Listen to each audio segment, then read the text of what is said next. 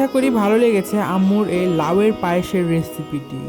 যদি ভালো লেগে থাকে তবে লাইক, কমেন্ট ও শেয়ার করে আমাদের পাশে থাকবেন, এবং চ্যানেলটি যদি এখনো সাবস্ক্রাইব না করে থাকেন তবে এখনই সাবস্ক্রাইব করে দিন ও পাশে থাকা বেল আইকনটিতে ক্লিক করে অল করে দিন পরবর্তী ভিডিওর নোটিফিকেশন পেতে।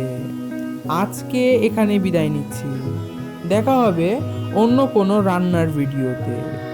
সকলেই ভালো থাকবেন, আল্লাহ হাফেজ।